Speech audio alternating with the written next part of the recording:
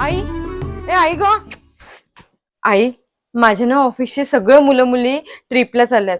मी पण जाऊ का? एक काम कर, दादाले विचार ना. दादाले दादा तर होच म्हणणार आहे. दादा, उद्या मी माझ्या ऑफिसच्या स्टाफ सोबत पिकनिकला जाणार आहे. पिकनिकला? हा, कुठे? चिखलदरा. कोण कोण जाणार आहे? सगळे बॉईज आहे, बॉस पण आहे आणि आम्ही मुली पण आहे. मला असं वाटतंय सई, तू पिकनिकला जाऊ नको. पण का? नाही म्हटलं ना. दादा प्लीज. हे बघ, याच्यावर कुठल्याच पद्धतीचं डिस्कशन होणार नाही. अरे पण का? म्हटलं ना. अरे पण मला असं, दादा प्लीज.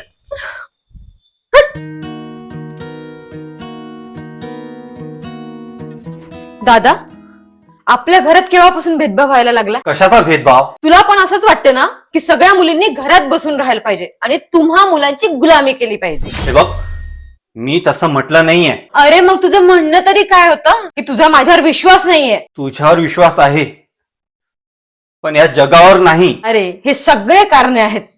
शेवटी तू इतरांसारखाच निघाला. सई,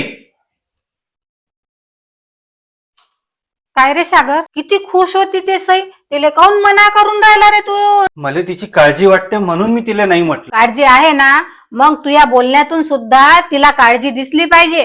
जाय समजाव तिले. ठीक आहे. सई,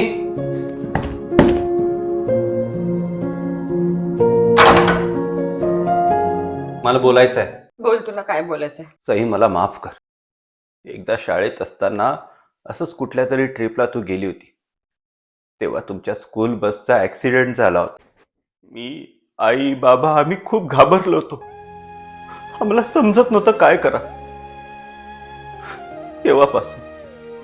तेव्हापासून मला खूप भीती वाटते तू अशी एकटी कुठे गेली तर.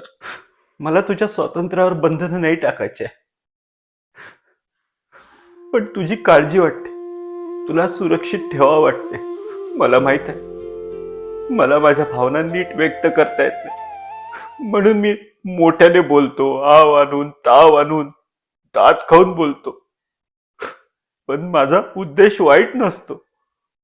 मी चांगल्या गोष्टी सांगण्याचा, समजवण्याचा प्रयत्न करतो. सॉरी. चल लवकर. अरे थांब. अरे चल सई लवकर. हो, आली. बस सुटेल तुझी. चल, एक हा. पोचल्या मला फोन कर. हो. आणि फोनचं लोकेशन ऑन ठेव. अरे हो, करते. चल, बाय. बाय. बाय. हा, नीट जा बेटा.